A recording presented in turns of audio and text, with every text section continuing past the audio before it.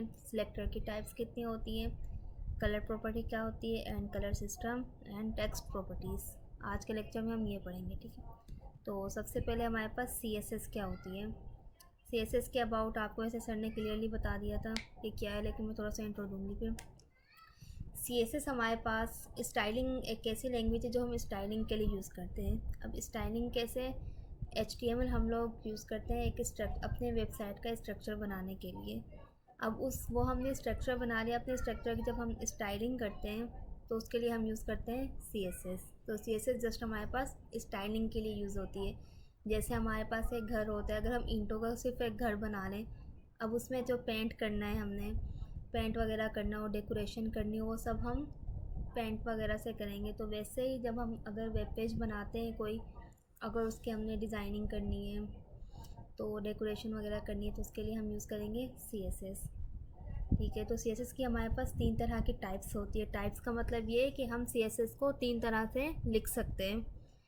एक होती है इनलाइन CSS। अब मैं आपको डॉक्यूमेंट अपना ओपन करके दिखाती हूँ।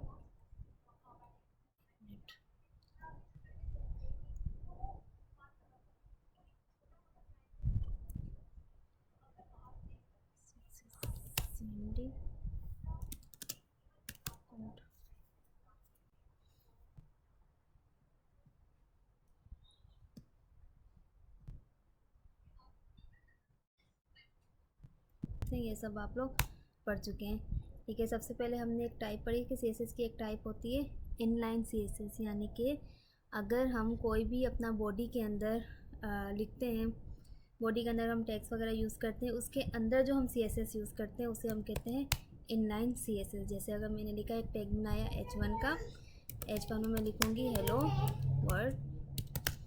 इसे अगर मैंने स्टाइलिंग करनी है,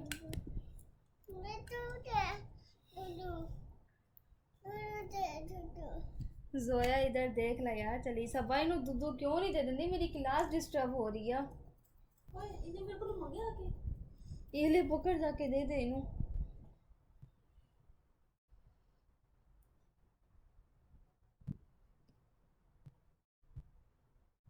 चला केड़ा वा किथे पे आ।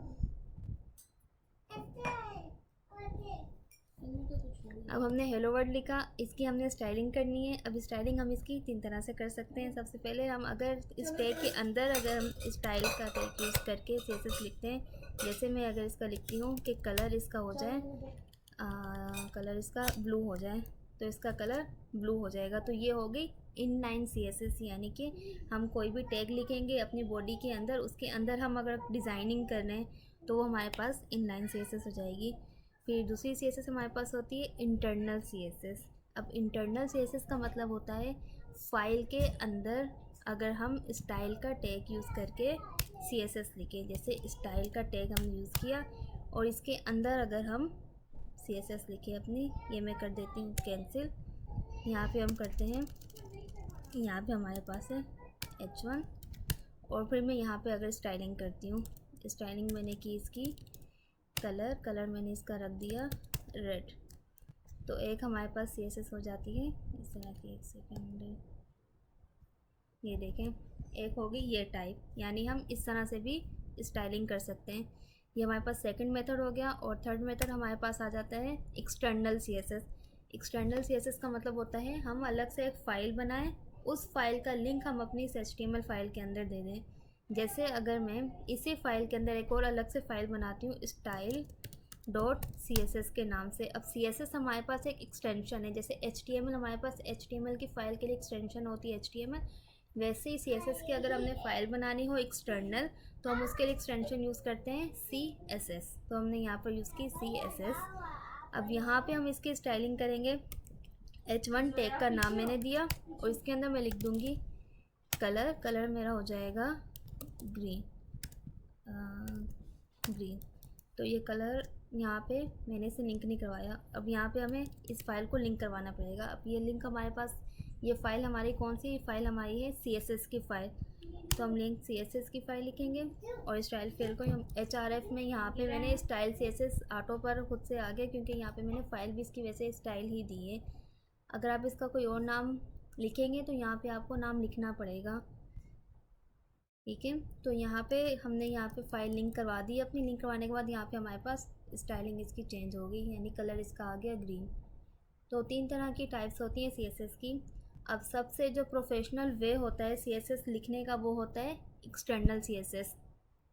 जब हम 100 लाइन ऑफ कोड लिखते हैं यहाँ पे, जब भी हम कोई भी वेब पेज बनाते हैं, कंप्लीट लैंडिंग पेज बनाएंगे या वेबसाइट बनाएंगे, तो उसके लिए हम अलग से एक फ़ाइल बनाएंगे स्टाइल नाम की, और उस फाइल के अंदर हम अपनी स्टाइलिंग करेंगे।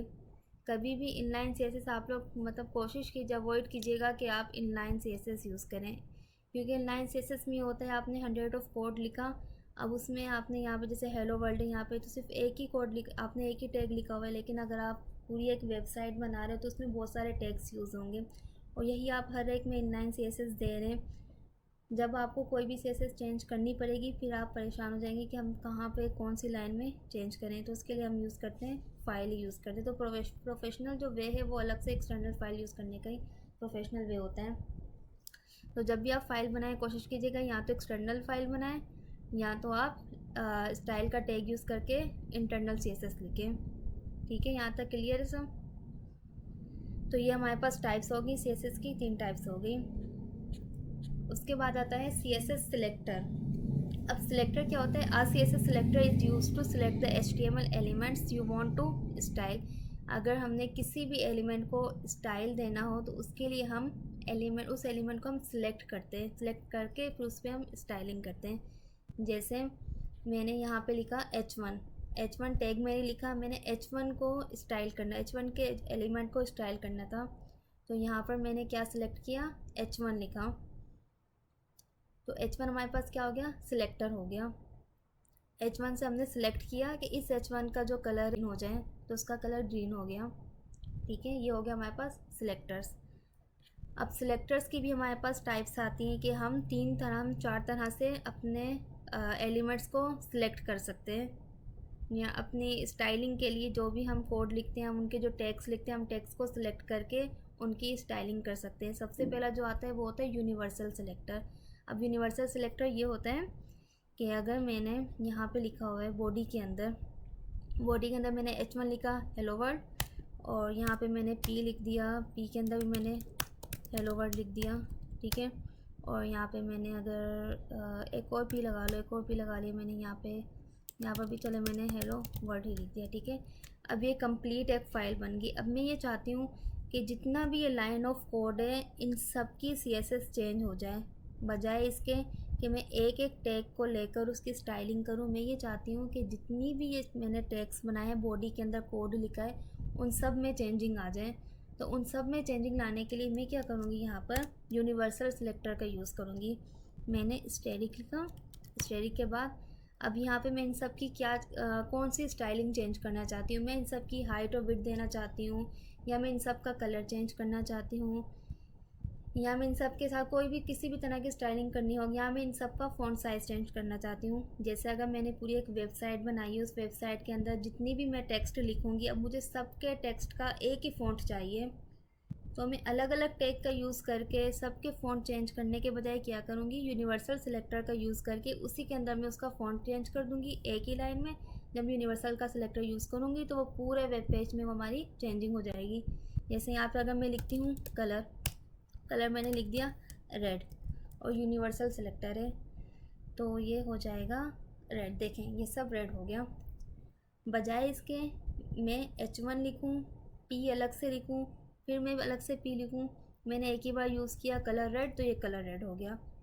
अब ये हमारे पास यूज़ होता है यूनिवर्सल सिलेक्टर हम यूज़ करते हैं ज़्यादातर एक तो फ़ॉन्ट चेंज करने के लिए, कि अगर हमने पूरी वेबसाइट का एक ही फ़ॉन्ट रखना हो तो हम यहाँ पे फ़ॉन्ट लिख देंगे कि इसका फ़ॉन्ट ये होना चाहिए, तो पूरे वेब पेज का एक ही फ़ॉन्ट हो जाएगा। या तो हम ये करते हैं अगर मुझे पूरी वेबसाइट की एक ही हाइट चाहिए, हाइट और विड्थ चाहिए, जैसे पूरी वेबसाइट की एक हाइट और विड्थ हो, तो तब भी हम यूनिवर्सल सिलेक्टर का यूज़ करते हैं। जब हमें पूरे वेब पेज की स्टाइलिंग सेम चाहिए हो तो उसके लिए हम यूज़ करते हैं। तो ये एक होगा सेलेक्ट करने की टाइप यूनिवर्सल सिलेक्टर। दूसरी टाइप है हमारे पास एलिमेंट सिलेक्टर। अब एलिमेंट सिलेक्टर अभी आपने पढ़ा, एलिमेंट सिलेक्टर का मतलब ये होता है कि आप ये जो एलिमेंट्स लिख रहे हैं उन्हें सेलेक्ट करके आप स्टाइलिंग करें। जैसे अगर मैं H1 लिख रही हूँ तो मैं H1 लिख कर स्टाइलिंग करूँगी। H1 लिख रही हूँ तो H1 लिख कर मैं स्टाइलिंग करूँगी, वो मैंने आपको करके दिखा दी ऑलरेडी। ये लिख कर करूँगी स्टाइलिंग तो ये हो जाएगी। अगर मैंने P की स्टाइलिंग करनी है तो मैं यहाँ पर लिखूँगी P, जस्ट मैंने P लिखा और P को मैंने चेंज कर दिया इसका कलर मैंने कर दिया इसका येलो। तो ये हो जाएगा एलिमेंट सिलेक्टर। ये एलिमेंट सिलेक्टर के हमने एक एलिमेंट को सिलेक्ट करके उसकी स्टाइलिंग की है। ये हो जाएगी दूसरी सिलेक्टर की टाइप। अब तीसरी टाइप है क्लास सिलेक्टर। क्लास आप लोगों ने पढ़ा है कि क्लास और आईडी क्या होती है। अब जैसे यहाँ पर मैं इस वाले पी की मैं क्लास दे देती हूँ text1। ये हमारे पास होगी text1। और इस वाली पी की मैं क्लास दे देती हूँ text2। text1 और text2। अब देखें, ठीक है,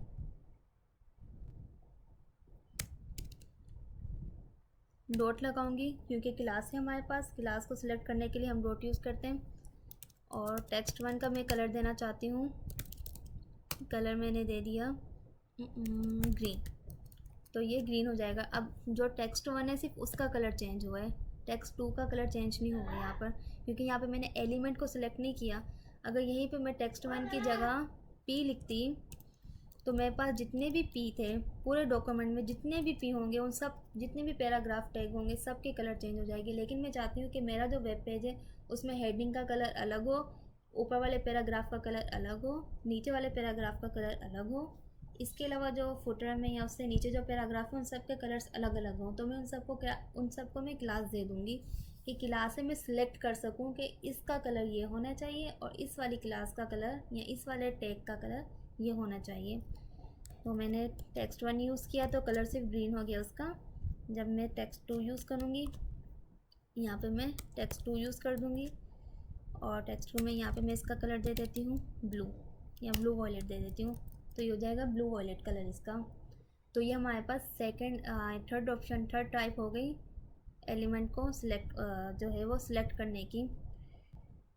उसके बाद फोर्थ टाइप आती है हमारे पास आईडी सिलेक्टर के। अगर हमने यहाँ पर सब क्लास दे दी, क्लास भी आईडी यूनिक अगर हमने कोई किसी टैग को यूनिकली स्टाइलिंग करनी हो तो उसके लिए हम आईडी यूज़ करते हैं। तो यहाँ पे अगर मैं इसकी लिख देती हूँ आईडी पे मैंने इसका लिख दिया text2 और यहाँ पे मैं चेंज कर दूँगी, सिर्फ डॉट की जगह यहाँ पे मैं लगा दूँगी हैश। अभी आपको इन दोनों में क्लास हम कब यूज़ करते हैं और आईडी हम कब यूज़ करते हैं, ये अभी आप लोग इन दोनों में डिफरेंस जो है अगर अभी से कोशिश करेंगे कि आपको मालूम हो जाए तो आप थोड़ा सा जो है ना आपका माइंड डाइवर्ट हो जाएगा।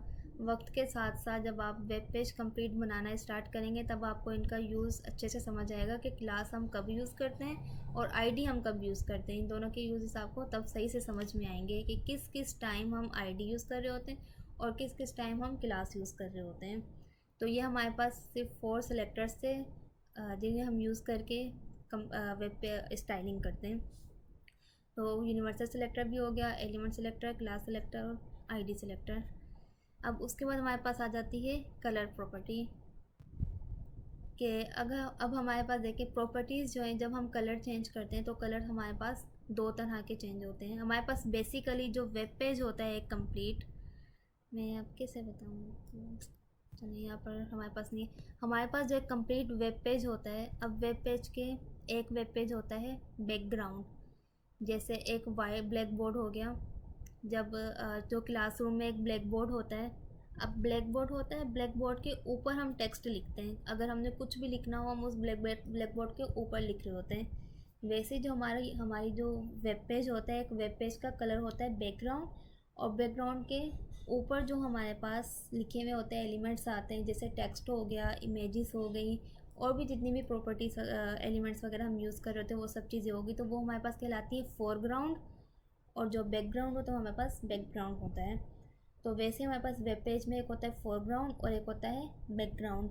जो फोरग्राउंड होता है, फोरग्राउंड यानी कि पूरे वेब पेज के ऊपर जो हमारे पास आते हैं एलिमेंट्स, H1 टैग्स हो गए, टेक्स्ट लिखना हो, इमेजेस वगैरह बनानी हो, उसके लिए हम यूज़ करते हैं, उनकी कलरिंग के लिए हम यूज़ करते हैं कलर की प्रॉपर्टी।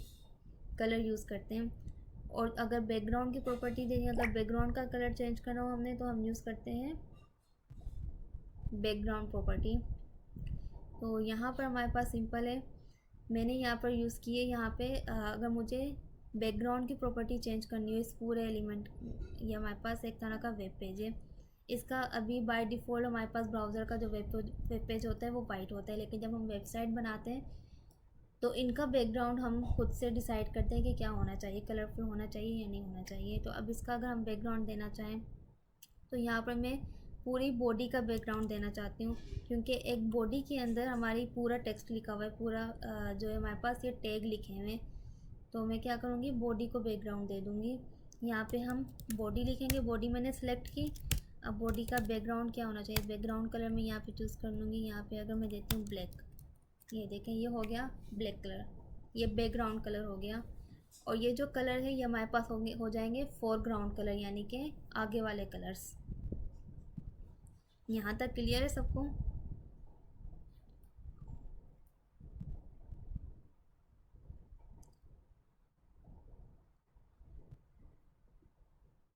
बाकी सब भी बता दें, रिस्पॉन्स करें।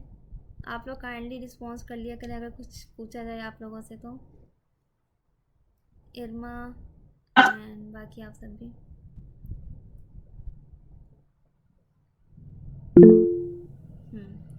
ठीक है, तो ये हमारे पास हो गए बैकग्राउंड एंड फोरग्राउंड। इसके बाद हमारे पास आते हैं कलर सिस्टम। अब कलर सिस्टम में ये होता है कि हम जो कलर देते हैं, कलर की वैल्यू दे रहे होते हैं, वो हमारे पास दो तरह के आते हैं। एक होता है RGB यानी कि रेड ग्रीन ब्लू, एक होता है हेक्साडेसिमल। अब हेक्साडेसिमल आप सब ग्रेजुएशन आई थिंक के सब यूनिवर्सिटी गोइंग स्टूडेंट्स है, तो हेक्साडेसिमल का तो आप सबको पता होगा या नहीं पता? हेक्साडेसिमल क्या होता है, पता है हेक्साडेसिमल क्या होता है? वैसे सबको पता है हेक्साडेसिमल क्या होता है? सब बताएं, पहले ये बताएं कि सबको मालूम है या नहीं।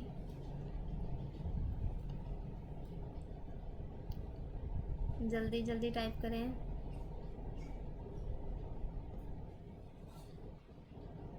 बाकी सब भी बताएं हेक्साडेसिमल क्या होता है। इरमा आप भी बताएं, मेमूना आप सब।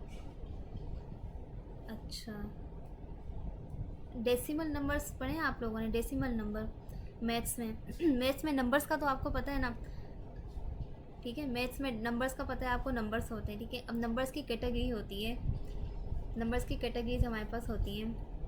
अब नंबर्स में सबसे पहले आते हैं डेसिमल नंबर। डेसिमल नंबर में क्या होता है, DEC। DEC का क्या मतलब है, डेसिमल नंबर। DEC का मतलब होता है 10। तो 1 से लेके जो 10 तक नंबर्स होते हैं उसे हम क्या कहते हैं, डेसिमल नंबर। फिर उसके बाद फिर 10 के अंदर +1 किया तो वो 11 हो जाएंगे, 10 के अंदर 2 प्लस किया तो वो 12 हो जाएंगे। तो लेकिन ये हमारे पास होते हैं डेसिमल नंबर 1 से लेके 10 तक। इसके बाद हमारे पास नंबर्स आते हैं बाइनरी नंबर। बाइनरी नंबर में हमारे पास सब स्टार्ट कहाँ से हो रहा है, बाय से शुरू हो रहा है, यानी कि BI बाई बाइनरी नंबर। तो बाय का मतलब क्या होता है, 2। तो बाइनरी हमारे पास कौन से नंबर्स होते हैं, 0 एंड 1, जो कि मशीन लैंग्वेज के लिए यूज़ होते हैं, हमारे प्रोग्रामिंग इसमें कंप्यूटर की। बंद कर देना पापा।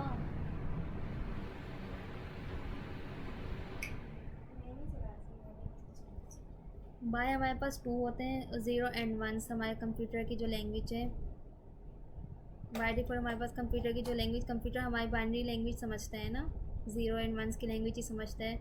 लेकिन ये बीच में कंपाइलर है हमारे यहाँ पर। जब भी हम कोड लिखते हैं तो कंपाइलर और इंटरप्रेटर जो होता है वो, जैसे हम एडिटर यूज़ कर रहे हैं अपना VS कोड का, ये VS कोड का हम एडिटर यूज़ कर रहे हैं यहाँ पे।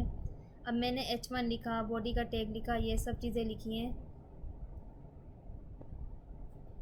ये सब चीज़ें लिखी हैं। तो कंप्यूटर को नहीं पता कि इन सब का क्या मतलब है। इनके पीछे हमारे पास ट्रांसलेटर होता है। ट्रांसलेटर हमारे पास जितने भी IDE होते हैं, जितनी भी IDE होती है ना, इंटीग्रेटेड डेवलपमेंट इन्वायरमेंट, यानी कि जितने भी ये सॉफ्टवेयर्स होते हैं, जैसे हमारे पास VS कोड हो गया, C++ का सॉफ्टवेयर हो गया हमारे पास सबलाइन का सॉफ्टवेयर हो गया, और भी बहुत सारे सॉफ्टवेयर्स हैं। तो इन्हीं सॉफ्टवेयर के अंदर हमारे पास ट्रांसलेटर्स आते हैं, जिन्हें हम कहते हैं कंपाइलर या इंटरप्रेटर। वो क्या करते हैं, हम जो कोड लिखते हैं उन्हें ट्रांसलेट कर देते हैं मशीन लैंग्वेज में, ज़ीरो एंड वंस की लैंग्वेज में। तो फिर जाकर कंप्यूटर समझता है, फिर कंप्यूटर उसका रिस्पॉन्स दोबारा से हमें देते हैं आउटपुट में। तो ये बाइनरी लैंग्वेज होती है। अच्छा, बाइनरी लैंग्वेज के बाद हमारे पास तीसरी लैंग्वेज आती है हेक्साडेसिमल। अब हेक्स का मतलब होता है 6, ठीक है, और डेसिमल यानी कि 10 एंड 6 तो हो जाएंगे 16। अब 16 नंबर्स कैसे होते हैं, अब 10 के बाद तो 11 हो जाएगा, 12 हो जाएगा। लेकिन यहाँ पर क्या होता है, यहाँ पर हमारे पास 10 के बाद 11 के बजाय ए आता है। ए 11, 12, बी 13, सी। मैं लिखकर बता देती हूँ, पता नहीं आवाज़ आपको समझ आए या ना आए। देखें, एक तो हो गया 1 से लेके 10 तक, ठीक है, ये हो जाएंगे, बल्कि 0 से लेके 10, 0 से लेके 1 से लेकर 10 तक ही हो जाएंगे। चलें, उसके बाद हमारे पास 11 इक्वल टू हो जाता है ए के, और 12 हमारे पास इक्वल टू हो जाता है बी के। सेम वैसे ही हमारे पास 13 जो है वो इक्वल टू हो जाता है सी के। तो इसी तरह 14 हमारे पास हो जाता है डी, और 15 हमारे पास हो जाता है ई, एंड 16 हमारे पास हो जाता है एफ। तो यहाँ तक हमारे पास जो नंबर्स होते हैं वो कहलाते हैं हेक्साडेसिमल के। 11 अगर लिखना हो तो हम 11 नहीं लिखेंगे, हम ए लिखेंगे। तो इस तरह से अब कलर सिस्टम में ये होता है कि हमारे पास दो तरह से हम कलर्स को डिफ़ाइन कर सकते हैं। यानी कि अगर हमने कलर्स को चेंज करना है, जैसे मैंने यहाँ पे लिख दिया रेड, तो मैं रेड के बजाय यहाँ पे अब रेड ग्रीन, रेड के अंदर एक रेड होता है, सिर्फ रेड, ग्रीन होता है। अगर हम वैसे कौन रेड, ग्रीन, ब्लू और इस तरह के कलर्स होते हैं। लेकिन अगर मैं चाहती हूँ कि रेड के अंदर थोड़ा सा येलो मिक्स हो, और थोड़ा सा ब्लू मिक्स हो, और थोड़ा सा ग्रीन भी मिक्स हो, तो वो एक अलग कलर बन जाता है। थोड़ा सा लाइट बन जाएगा, या बहुत डार्क हो जाएगा, या इस तरह से हो जाएगा। तो उसमें हमारे पास जो प्राइमरी कलर्स आते हैं कलर सिस्टम में, वो नॉर्मली हमारे पास 3 तरह के होते हैं। एक होते हैं रेड, ग्रीन, ब्लू, और इन तीनों कलर से मिलके हमारे पास बहुत सारे कलर्स बनते हैं। जैसे ये देखें, रेड है, ग्रीन है एंड ब्लू है। अगर मैं रेड और ब्लू को मिक्स कर देती हूँ तो मेरे पास इस तरह से पर्पल वॉयलेट बन जाएगा कलर। अगर मैं रेड को और ग्रीन को मिक्स करती हूँ तो मेरे पास येलो कलर बन जाएगा। अगर मैं ग्रीन को और ब्लू को मिक्स करती हूँ तो मेरे पास ये क्यान कलर बन जाएगा। ये लाइट ब्लू सा कलर है, लेकिन लाइट ब्लू नहीं, क्यान प्यारा सा कलर है, क्यान कलर इसे हम कहते हैं। तो ये बन जाएगा। तो इसे हम करते हैं, इसे हम कहते हैं RGB। तो हम RGB में लिखते हैं कलर्स। अगर मुझे चेंज करने हो तो मैं ये रेड लिखने के बजाय RGB में इसे में हम लोग लिखते हैं। अब ये आपको याद करने की ज़रूरत नहीं होगी, बिल्कुल भी ये आप याद नहीं करिएगा। बस आपने एक कॉन्सेप्ट समझना है कि हमारे पास जो प्राइमरी कलर्स होते हैं वो 3 होते हैं, रेड, ग्रीन, ब्लू होता है, और एक होता है RGB, और एक हम यूज़ करते हैं हेक्स कलर्स यूज़ करते हैं। आप हेक्साडेसिमल नहीं बोलेंगे, आप हेक्स ही बोलेंगे। तो RGB आप इसके बजाय, आप जैसे अगर रेड लिख रहे हैं तो यहाँ पे कोई भी कलर आप लिखें, यहाँ पे सिलेक्ट कर लें। आपके पास ये देखें, ये सिलेक्टर है, यहाँ पे आप HTML में सिलेक्ट कर सकते हैं। कोई भी कलर सिलेक्ट करेंगे वो RGB में आ जाएंगे। जैसे अगर मैं ये कलर सेलेक्ट कर रही हूँ तो आपको कोड याद करने की बिल्कुल भी ज़रूरत नहीं पड़ी कि कोड आपने याद करना है या कुछ भी, वटेवर।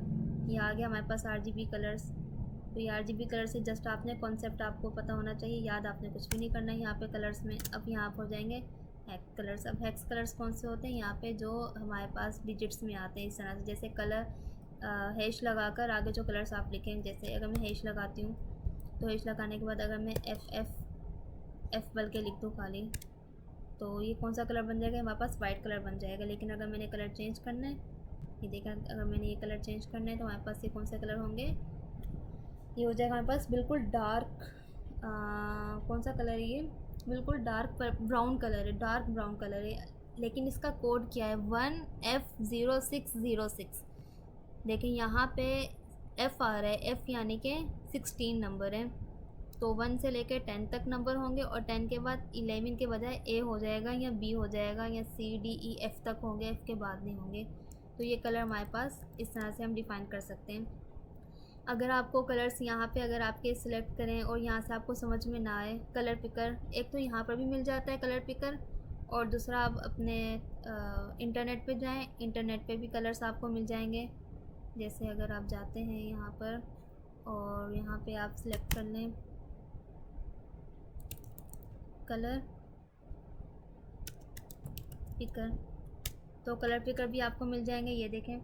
अब आपने RGB में सिलेक्ट करना है कलर, यहाँ पे हेक्स, ये देखें हेक्स में करना है सिलेक्ट, आपके ऊपर डिपेंड करता है। ये सारे कलर्स आप कोई भी कलर सिलेक्ट कर सकते हैं, यहाँ से आप करेंगे सिलेक्ट। यहाँ से अगर आपने ये करना है तो आप ये कॉपी कर लें, अगर आपने RGB में करना है तो आप RGB में कॉपी कर लें।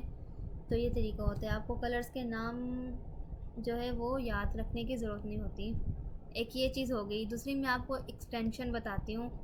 एक्सटेंशन यानी कि मैंने कोई वेबसाइट देखी, अब उस वेबसाइट का कलर मुझे अच्छा लगा, या कोई भी वेबसाइट है, लेकिन अब मुझे नहीं पता कि मैं उसका कलर किस तरह से, अब जैसे कलर पिकर है, कलर पिकर में मुझे खुद से चूज़ करना पड़ रहा है ना कलर, तो कि कौन सा कलर है यानी। लेकिन मैंने अगर कोई भी वेबसाइट ओपन की है, जैसे मैं W3 स्कूल की वेबसाइट ओपन कर लेती हूँ, W3 स्कूल, ठीक है। अब मैंने ये वेबसाइट ओपन की, चलें वेबसाइट को छोड़ें, मैं यही चीज़ दिखाते हैं, इमेजेस। अब इन इमेजेस में इंटरनेट स्लो हो गया, चलें देखें।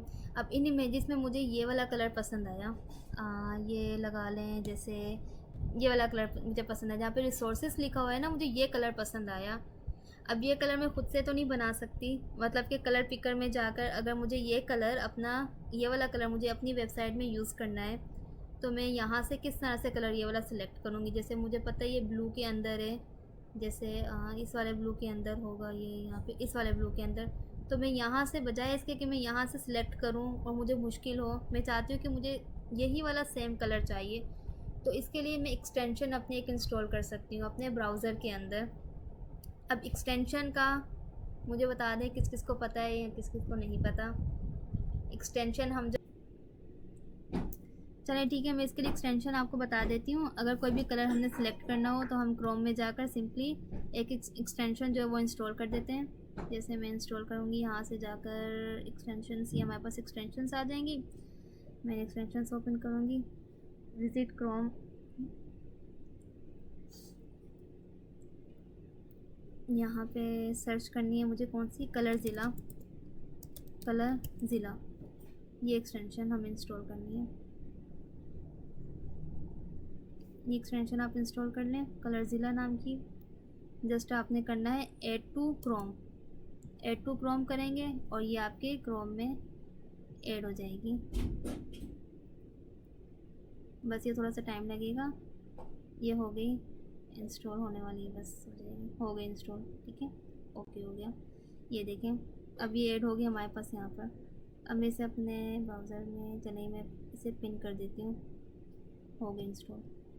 अब हम कौन सा कलर चूज़ कर रहे थे, ये कलर चूज़ कर रहे थे। अब मुझे ये कलर सिलेक्ट करना है, तो मैं क्या करूँगी, जस्ट अपने क्रोम में जाकर यहाँ पे ऊपर सबसे यहाँ पे एक आपको ड्रॉ पर जो दिखाई दे रहा होगा, आपने जस्ट इसे क्लिक करना है और ये देखें यहाँ पे लेकर जाएंगे। देखें सेम कलर, ये वाला कलर, ये कलर, कौन सा कलर आपको अच्छा लग रहा है, देखिए कोई भी कलर आप ले सकते हैं। जैसे मैं ये कलर लेती हूँ, ये कलर हो गया कॉपी।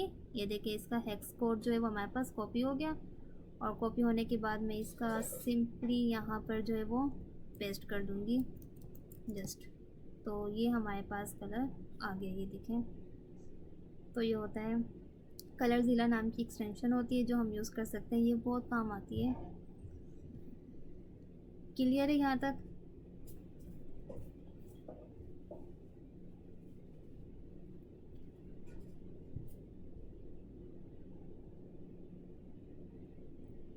ठीक है, अब इसके बाद हमारे पास आ जाती है CSS की टेक्स्ट प्रॉपर्टीज़। हमारे पास अभी फ़िलहाल हम टेक्स्ट के बारे में पढ़ रहे हैं, हाइट एंड विड्थ वगैरह वो आपको आगे आगे बताएंगे। अभी फ़िलहाल हमारे पास टेक्स्ट की प्रॉपर्टीज़ जो होती हैं वो, एक होती है हमारे पास फ़ॉन्ट प्रॉपर्टीज़, यानी कि हमारे पास जो इसका फ़ॉन्ट होता है, लिखने का जो स्टाइल होता है, जो हम लिखते हैं उसका साइज़ क्या होना चाहिए, उसका वेट क्या होना चाहिए, उसकी फैमिली कौन सी होनी चाहिए। फैमिली यानी कि वो इटैलिक हो या फिर किस तरह का फ़ॉन्ट हो, हमारे पास जो टेक्स्ट लिखा हुआ है वो किस तरह का लिखा हुआ हो, एक वो हो जाएगा। और दूसरी प्रॉपर्टी हमारे पास होती है कलर एंड अलाइनमेंट, के कलर हमारा कौन सा हो टेक्स्ट का, और अलाइनमेंट का मतलब होता है कि हमारा वो जो टेक्स्ट है वो राइट में हो या फिर लेफ़्ट में लिखा हुआ आए या फिर दरमियान में लिखा हुआ है। ये हो जाएगा हमारे पास अलाइनमेंट, यानी कि अलाइनमेंट जो हम सेट करते हैं एमएस ऑफिस में भी आप अलाइनमेंट सेट करते हैं ना। जैसे यहाँ पर देखें, यहाँ पर अगर तो वैसे तो ये डब्ल्यू के इसमें होम में होना तो चाहिए, चलो यहाँ पर है नहीं खैर। तो अलाइनमेंट जो हम सिलेक्ट कर रहे होते हैं वो हम इसमें यूज़ करते हैं। उसके बाद है डेकोरेशन एंड केस। डेकोरेशन यानी कि हम अपने टेक्स्ट को किस तरह से डेकोरेट करेंगे, यानी वो उसके नीचे अंडरलाइन आए या ना आए, अपर केस हो या लोअर केस हो, यानी कि अल्फ़ाबेट उसके कैपिटल हो या फिर स्मॉल हो, यहाँ पर उस टेक्स्ट के अंदर शेडो आए या ना आए। जो इस तरह की जो प्रॉपर्टीज़ होती हैं वो आती है डेकोरेशन में। उसके बाद आ जाता है स्पेसिंग। स्पेसिंग में यानी कि जो लाइनें, जो हम लाइंस लिख रहे हैं अपने पैराग्राफ में, उन लाइंस के दरमियान में कितना स्पेस होना चाहिए, उन वर्ड्स के दरमियान में कितना स्पेस होना चाहिए, और उस पूरे पैराग्राफ में जो है वो पूरा पैराग्राफ किस तरह का लिखा होना चाहिए, वो सारा मर्ज होकर लिखा हुआ हो या एक ही तरफ लिखा हुआ। ये सारी प्रॉपर्टीज़ हम पढ़ेंगे अभी फ़िलहाल। तो सीएसएस की टेक्स्ट प्रॉपर्टीज़ में सबसे पहले फ़ॉन्ट प्रॉपर्टीज़, ये हम पढ़ेंगे इसका फ़ॉन्ट वेट। ठीक है, फ़ॉन्ट हमारे पास क्या है, ये हमने यूज़ किया हुआ ऑलरेडी हेलो वर्ल्ड का। तो यहाँ पे हम इसका कलर के साथ हम इसका फ़ॉन्ट यूज़ करते हैं। ये देखें फ़ॉन्ट वेट, ये हमारे पास सारी प्रॉपर्टीज़ आ जाएंगी। ये भी आपको याद रखने की ज़रूरत नहीं है, यहाँ पे जैसे आप फ़ॉन्ट लिखेंगे यहाँ पे लिखा हुआ आ जाता है सब।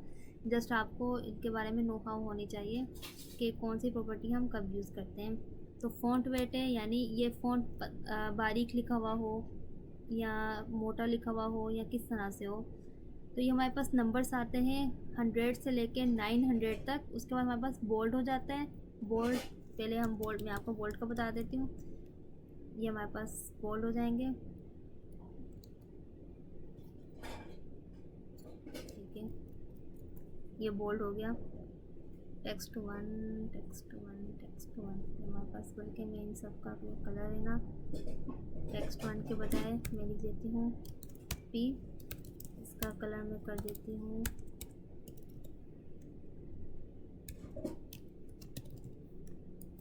वाइट। ठीक है, अब इनका जो टेक्स्ट है फ़ॉन्ट, इसका फ़ॉन्ट वेट सबसे पहले मैं कर देती हूँ। अगर मैं लाइटर करूँ तो लाइटर हो रहा है या नहीं, बोल्डर करके देखती हूँ। बोल्डर, ये देखें अब ये हो गया बोल्डर। और पहले ये लाइटर, अगर मुझे लाइटर रखना है अपने टेक्स्ट का कलर तो मैं लाइटर रख सकती हूँ, तो ये हो जाएगा लाइटर।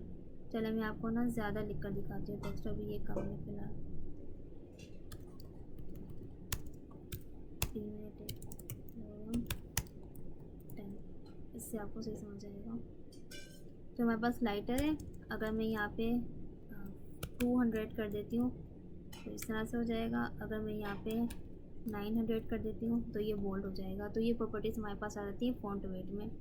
फ़ॉन्ट वेट के बाद हमारे पास दूसरी आ जाती है फ़ॉन्ट स्टाइल के। इसका स्टाइल कैसा होना चाहिए, फ़ॉन्ट स्टाइल। स्टाइल इसका इटैलिक हो, नॉर्मल हो, किस तरह से हो, ये हम कर सकते हैं। इसकी प्रॉपर्टीज़ में ये आ जाएगा हमारे पास, इस तरह की वैल्यूज़ आ जाएंगी। तो ये हमारे पास फ़ॉन्ट स्टाइल इसका हो जाएगा इटैलिक। इसके बाद हमारे पास आ जाती है फ़ॉन्ट साइज़, कि इस फ़ॉन्ट का साइज़ कौन सा होना चाहिए। ठीक है, अब साइज़ में हमारे पास चीज़ें पिक्सल्स भी यूज़ होती हैं, रैम भी यूज़ होती है। ये सब चीज़ें हम आपको आगे जाकर बताएंगे, अभी फ़िलहाल मैं वैसे ही प्रॉपर्टीज़ के लिए आपको बता रही हूँ। फ़ॉन्ट साइज़ इसका जैसे 10 पिक्सल अगर मैं रख दूँ तो ये 10 पिक्सल स्मॉल हो जाएगा। अगर मैं 20 पिक्सल रख दूँ 20 पिक्सल्स लार्ज हो जाएगा। अब ये पिक्सल्स क्या होते हैं ये हम आपको आगे जाकर बताएंगे कि नेक्स्ट क्लास में पिक्सल्स क्या होते हैं, रैम क्या होती है, मतलब ये सारे यूनिट्स के लाते हैं। यूनिट्स के कितना होना चाहिए इसका साइज़ वगैरह। तो फ़ॉन्ट साइज़ में हमारे पास ये चीज़ आ जाती है। ठीक है, अब उसके बाद है फ़ॉन्ट फैमिली। फ़ॉन्ट फैमिली भी इसी तरह की, इसमें हमारे पास जैसे हमने ये यूज़ किया है फ़ॉन्ट फैमिली, इसमें भी कि इसकी फैमिली कौन सी होनी चाहिए। एमएस ऑफिस है तो आप लोग सब नो हाउ आपको होगी, एमएस ऑफिस में हम यूज़ कर रहे होते हैं फ़ॉन्ट फैमिली एंड फ़ॉन्ट जो है वो स्टाइल वगैरह। तो यही सेम चीज़ यहाँ पर भी यूज़ कर सकते हैं हम।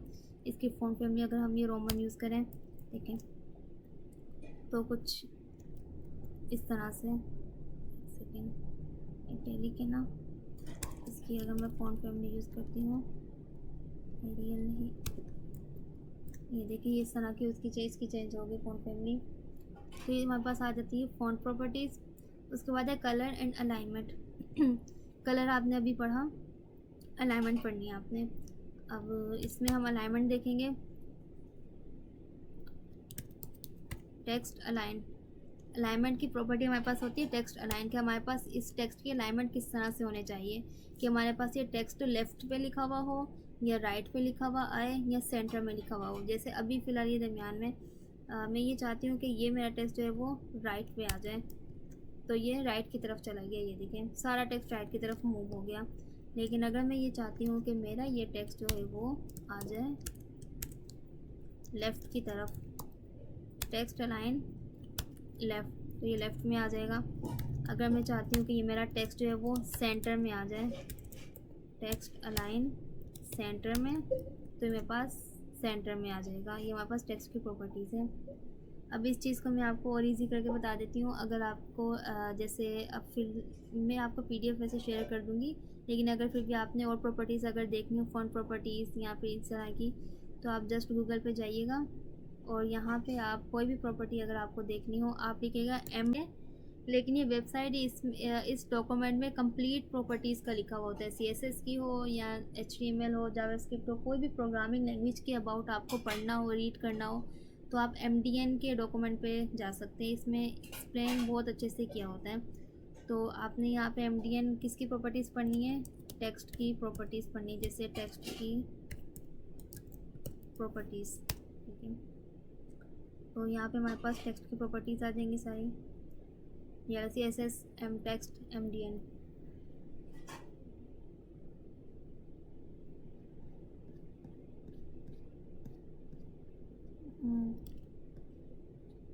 हम अभी कौन सी प्रॉपर्टी पढ़ रहे थे, अलाइनमेंट, टेक्स्ट अलाइन।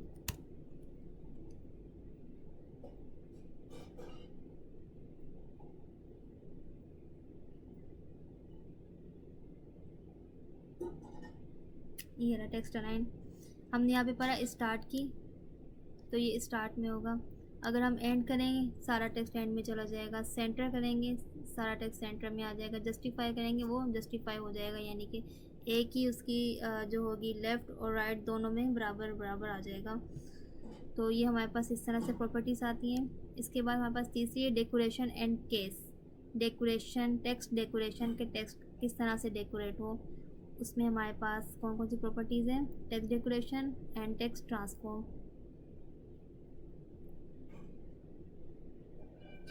क्लास थोड़ी सी लंबी होगी, इस वजह से मैं आपको थोड़ा सा जो है वो जल्दी जल्दी ये ख़त्म करवाऊँगी। ये सब चीज़ें इस वजह से मैं आपको वेबसाइट से देखकर बता रही हूँ, क्योंकि ये चीज़ें ऐसी होती हैं कि आपको याद रखने की ज़रूरत नहीं होती, जस्ट आपको नो हाउ होनी चाहिए कि ये प्रॉपर्टीज़ यूज़ की जाती हैं। बाकी प्रॉपर्टीज़ की वैल्यू कौन कौन सी है वो आप गूगल, जब आपको यूज़ करना होगा आप गूगल पे जाएँ, वहाँ से देख कर लिख लें। तो यहाँ पे मैं आपको शॉर्टकट भी बताऊँगी कि हमने कब और किस टाइम AI का यूज़ करना है, कब हमने फ्रेमवर्क्स का यूज़ करना है, लाइब्रेरीज़ का कब यूज़ करना है, हमने गूगल वगैरह जो है वो कब हमने करना है, ये चीज़ें, ठीक है। तो यहाँ पे अभी फ़िलहाल हम कर लेते हैं टेक्स्ट की डेकोरेशन की बात। तो एक हमारे पास निकल के आती है प्रॉपर्टी टेक्स्ट डेकोरेशन। तो डेकोरेशन हमारे पास टेक्स्ट को डेकोरेट किस तरह से करते हैं, एक हम कर सकते हैं अंडरलाइन करके, चलें यहाँ पे आ जाएगा वो आपको बताते हैं। एक वेव लाइन भी करके आ सकते हैं, जैसे ये है। अगर हम टेक्स्ट डेकोरेशन अंडरलाइन लिखते हैं तो हमारे पास टेक्स्ट जो है वो अंडरलाइन हो जाएगा, टेक्स्ट अंडरलाइन। अगर टेक्स्ट डेकोरेशन प्रॉपर्टी, और इसकी वैल्यू क्या है, अगर मैं लिखती हूँ डैश्ड, तो यहाँ पे हमारे पास आ जाएंगे, एक सेकेंड आए क्यों नहीं, टेक्स्ट डेकोरेशन अंडरलाइन आ गई, ये देखें।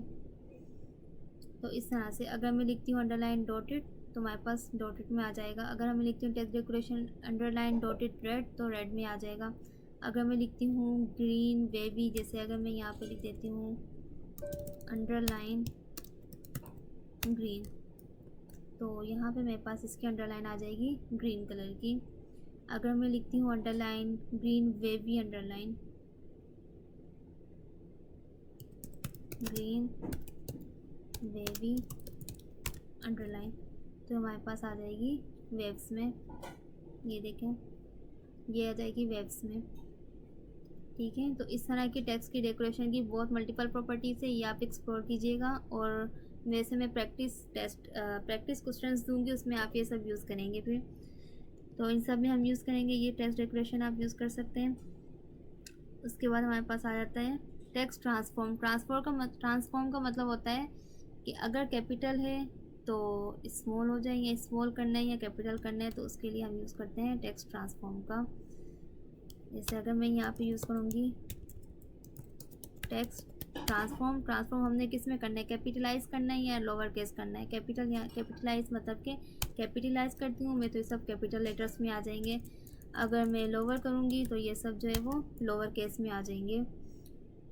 तो जब आप ब्लॉग लिखेंगे या वेबसाइट बनाएंगे, वेब पेज बनाएंगे, तो उसमें ये बहुत यूज़ किया जाता है, ट्रांसफॉर्म का भी यूज़ किया जाता है ज़्यादातर। इसके बाद आ जाता है टेक्स्ट शेडो। टेक्स्ट का शेडो, टेक्स्ट में अगर आपने शेडो देना हो तो तब भी आप यूज़ करते हैं टेक्स्ट शेडो की प्रॉपर्टी। यहाँ पे आप यूज़ करेंगे टेक्स्ट शेडो।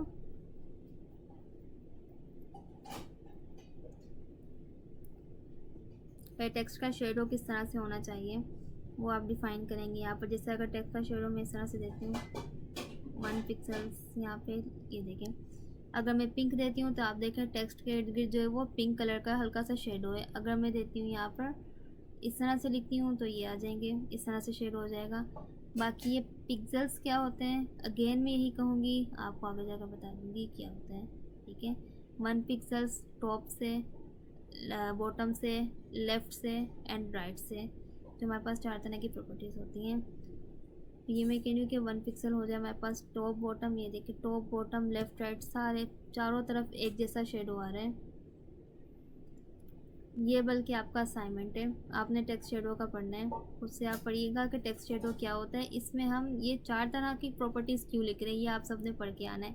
जैसे यहाँ पे 1 पिक्सल लिखा है और यहाँ पे 1 पिक्सल लिखा है और यहाँ पे 2 पिक्सल लिखा है, तो इस तरह से क्यों लिख रहे हैं हम सिर्फ 1 पिक्सल भी तो लिख सकते थे, तो हम कंप्लीट क्यों लिख रहे हैं। अब छोटा सा मैं आपको बता देती हूँ, जाहिर सी बात है हम कंप्लीट 4 तरफ लिखते हैं क्योंकि हमारे पास एक होता है अप डाउन लेफ़्ट राइट, यानी कि टॉप बॉटम लेफ़्ट राइट, और हमने शेडो देना होता है टॉप की तरफ भी, बॉटम की तरफ भी, लेफ़्ट में भी और राइट में भी। इसी वजह से हम टॉप वाला लिखते हैं कि 1 पिक्सल हो जाए, बॉटम में भी 1 पिक्सल हो जाए, टॉप एंड बॉटम यानी 1 पिक्सल हो जाए, लेफ़्ट एंड राइट यानी कि 1 पिक्सल हो जाए। और कौन सा कलर हो जाए, पिंक हो या रेड हो, तो हम आगे डिफ़ाइन कर देते हैं, लेकिन फिर भी आप ये और एक्सप्लोर कर लीजिएगा खुद से भी। तो ये चीज़ें थी। उसके बाद है स्पेसिंग। अब स्पेसिंग में हमारे पास आ जाती है सबसे पहले लेटर स्पेसिंग। ये भी आपको मैं यहीं से दिखा देती हूँ।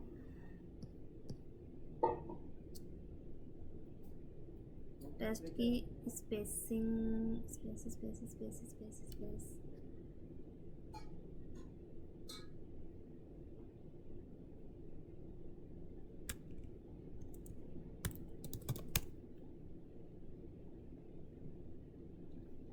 चलिए इसे छोड़ो, मैं आपको वैसे बता देती हूँ।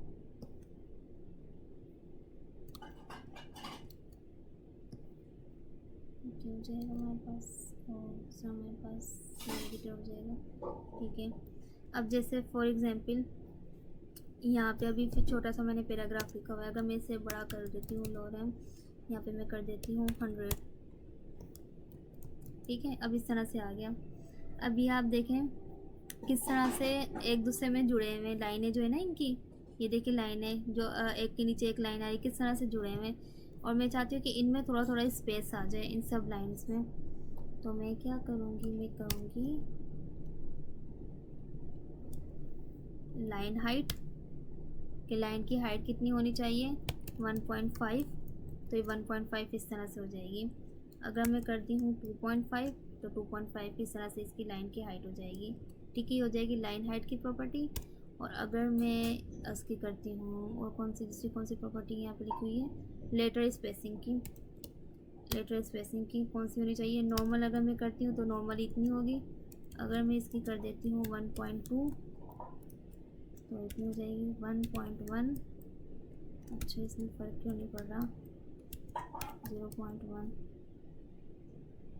अच्छा 1 पिक्सल्स, अब फ़र्क पड़ा। इस तरह से कि इसकी कितनी स्पेस, इन वर्ड्स के दरमियान में कितनी स्पेस होनी चाहिए, 1 पिक्सल का स्पेस होना चाहिए, 3 पिक्सल्स का स्पेस होना चाहिए, ये कितना स्पेस होना चाहिए। तो वो हम करते हैं लेटर स्पेसिंग में। और लाइन हाइट में हम कर देते हैं कि लाइन कितनी होनी चाहिए। वर्ड स्पेसिंग में हमारे पास के वर्ड्स के दरमियान में कितना स्पेस होना चाहिए, तो ये चीज़ आ जाती है। और वाइट स्पेस में कि इसकी वाइट स्पेस, बल्कि वाइट स्पेस आपके लिए ये भी असाइनमेंट होगी। कुछ चीज़ें आप लोगों ने खुद से भी एक्सप्लोर करनी है। वैसे मैं आपको असाइनमेंट अभी डॉक्यूमेंट में लिख कर सेंड कर दूँगी कि कौन कौन सी चीज़ें आपने खुद से करनी है और कौन कौन सी चीज़ें वैसे मैंने बता दी हैं। तो यहाँ तक तो हो गया सब। देखो आगे तो कुछ नहीं है। ठीक है, यहाँ तक हो गया। अब बताएं यहाँ तक समझ में आया या नहीं। ये देखिए यहाँ पे लेटर स्पेसिंग में 0.2 रैम में 1 पिक्सल्स में इस तरह से आ रहा है, -1 में इस तरह से आ रहा है। ये चीज़ें आप यहाँ से देख के ईजिली कर सकते हैं कवर। अब बताएं यहाँ तक आ गया सब समझ में।